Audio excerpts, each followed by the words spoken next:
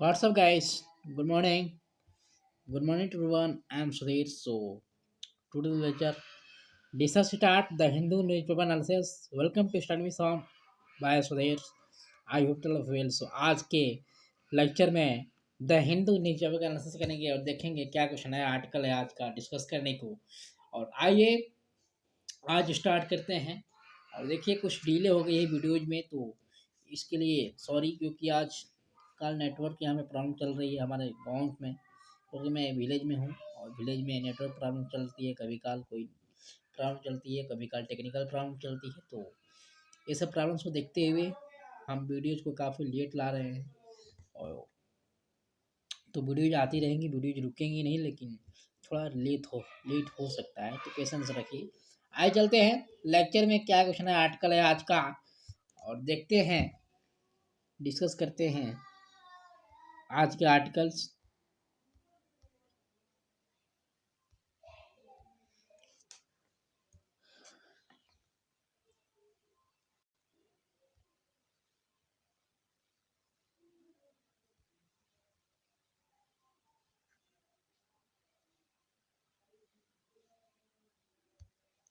थोड़ा सा लेट हो सकता है आर्टिकल में। और देखिए आप हमारे साथ टेलीग्राम पे भी जुड़ सकते हैं। टेलीग्राम पर अगर आपको नोटिफिकेशन नहीं मिल रहा है, अगर आपको नोटिफिकेशन नहीं मिल रहा है, नोटिफिकेशन मिलने में प्रॉब्लम्स हो रही हैं, तो आप हमारे साथ टेलीग्राम पे, Instagram, Facebook, anywhere can social media on you follow me. So आप टेलीग्राम पे बेस्ट रहेगा, आप टेलीग्राम पे जुड़ जाएंगे तो आपके लिए बेस्ट रहेगा, क्योंकि टेलीग्राम पे हम नोटिफिकेशन दे देते हैं कि हमारी वीडियोज कब आएंगी।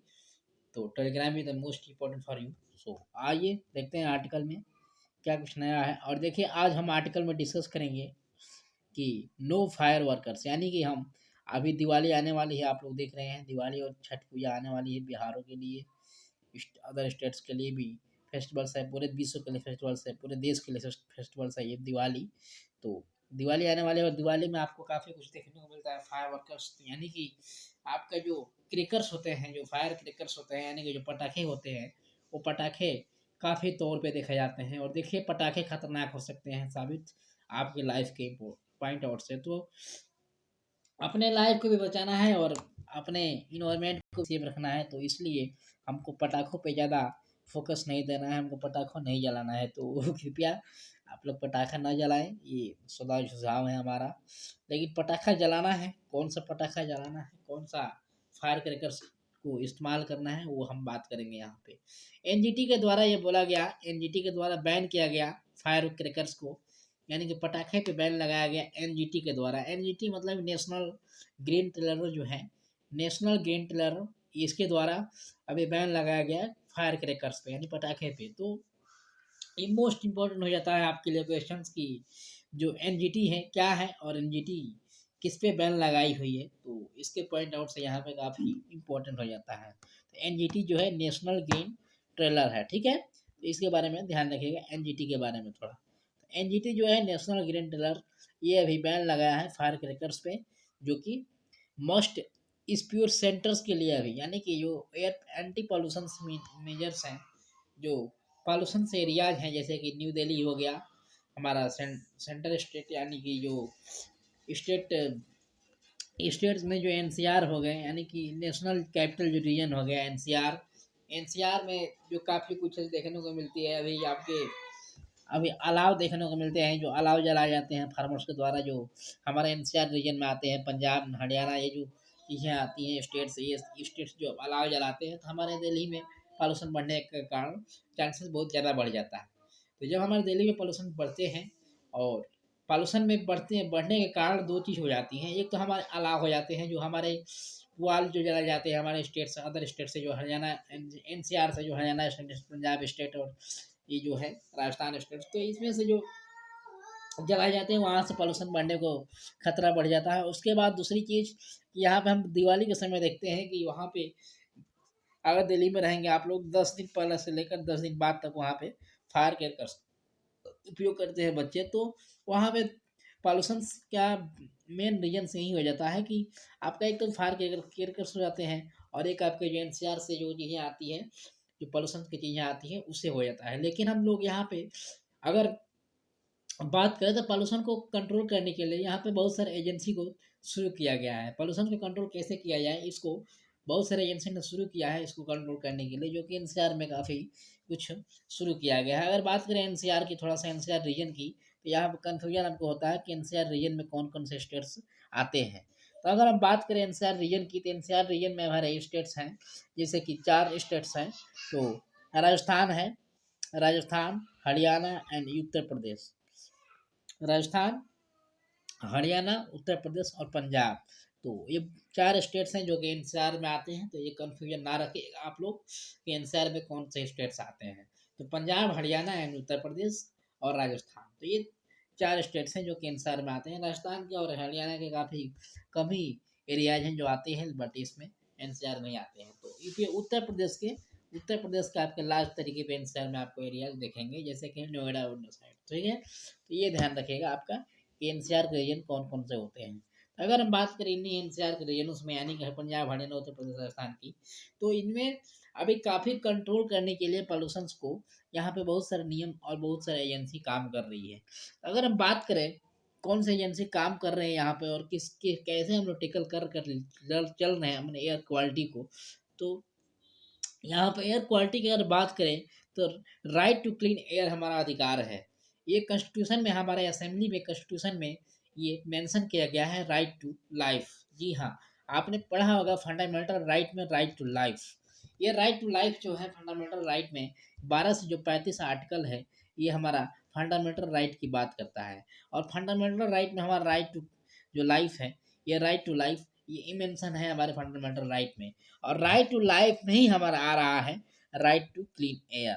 जी हाँ, राइट टू लाइफ में ही हमारा राइट टू क्लीन एयर है, जो कि आर्टिकल 21 की बात करता है। आर्टिकल 21 में अगर हम बात करें तो आर्टिकल 21 हमारा राइट टू क्लीन एयर की बात करता है। और air pollution national clean air program, जिसको हम बोलते हैं एनसीएपी, एनसीएपी जिसको बोलते हैं एनसीएपी, जो कि नेशनल क्लीन एयर प्रोग्राम है, जो कि 2024 तक इसको टारगेट दिया गया। कहाँ तक?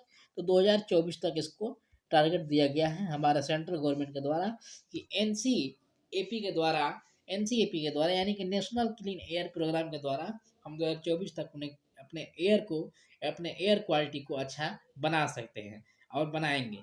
तो ये 2024 के तक का टारगेट है इसका, इस एजेंसी का, कि हम 2024 तक अपने एयर क्वालिटी को अच्छा बनाने की कोशिश करेंगे और बनाएंगे, खासकर हमारे दिल्ली कैपिटल्स में और हमारे एनसीआर रीजन में। तो ये चीज़ें जो हैं हमारा राइट टू क्लीन एयर के बारे में बात करता है। और ये चीज़ें कहाँ पे मेंशन किया गया है? तो हमारे पार्लियामेंट में, जो हमारे कॉन्स्टिट्यूशन में आर्टिकल 21 में हमारा बात किया गया है किसका?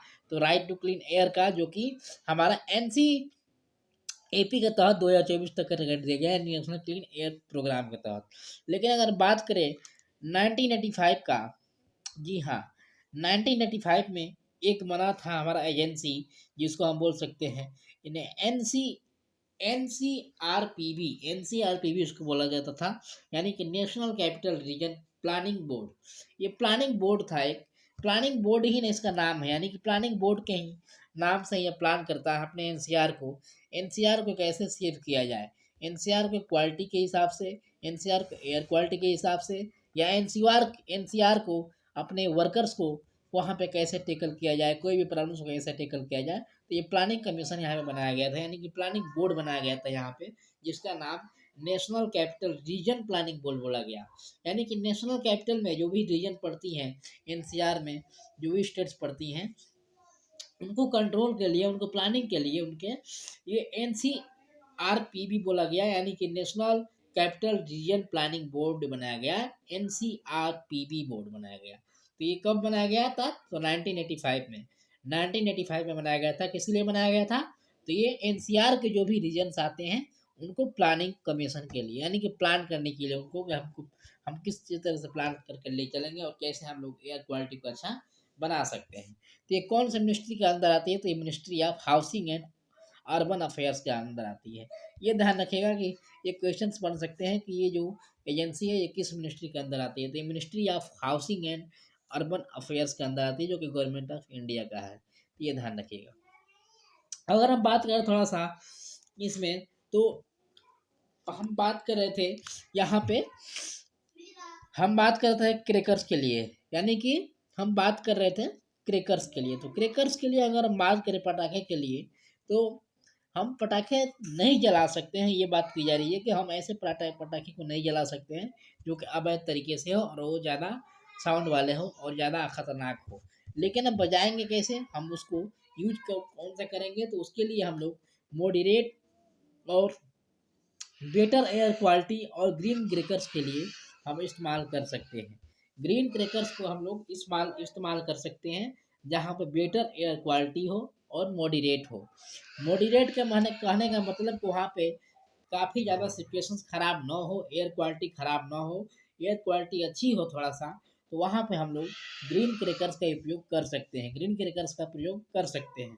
तो ग्रीन क्रैकर्स की अगर बात करें थोड़ा सा, तो ग्रीन क्रैकर्स जो होते हैं, यह सुप्रीम कोर्ट के द्वारा बोला गया था 2018 में, अक्टूबर 2018 में सुप्रीम कोर्ट के द्वारा बोला गया था कि ग्रीन क्रैकर्स का हम लोग उपयोग कर सकते हैं, इस पर बैन नहीं लगाया जाएगा और इसको हम लोग सेल कर सकते हैं। कोई भी एक दुकानदार अगर उसके पास राइट है, उसके पास हक है, और वो एक सर्टिफिकेट के तौर पे उस पटाखे को बेच सकता है, उस क्रैकर्स को बेच सकता है, मैन्युफैक्चरिंग करने के तैयार हो सकता है। तो ये वहाँ पे वर्कर्स काम बहुत कर रहे हैं और यहाँ पे ग्रीन क्रैकर्स को उपयोग किया जा रहा है। तो अगर हम बात करें 2018 से इसको प्रयोग कर रहे हैं हम लोग, 2 साल हो गया लगभग प्रयोग करते हुए, तो ये काफ़ी लाभदायक साबित हो सकता है। इसको हम बनाने की बात करें कि कौन सी एजेंसी इसको बनाती है, कौन सी कंपनी इसको शो करती है ग्रीन क्रैकर्स को, तो ग्रीन क्रैकर्स को इस्टेब्लिश किया गया था किसके द्वारा, तो PESO इसको बोलते हैं, PESO यानी कि petroleum and expensive safety organisation जो है,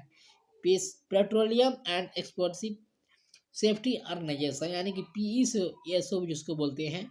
यह डिपार्टमेंट, यह एजेंसी आपका 1898 में बनी हुई थी। 1898 में इसको बनाया गया, जो कि ये हमारा जो ग्रीन क्रैकर्स है यानी कि जो ग्रीन पटाखे हैं उसको ये मैन्युफैक्चरिंग करती है। लेकिन इसका हेड ऑफिस की बात करें, हेड ऑफिस का नागपुर महाराष्ट्र में पड़ेगा और इसको सर्टिफाइड करने के लिए, इसको साइंटिफिक तरीके से इसको रिसर्च करने के लिए एक एक रिसर्च कंपनी थी, एक रिसर्च एजेंसी थी जिसके द्वारा इसको रिसर्च किया गया। ये काउंसिल साइंटिफिक इंडस्ट्रियल रिसर्च है, council scientific industrial agency research है, जिसके द्वारा ये रिसर्च किया गया।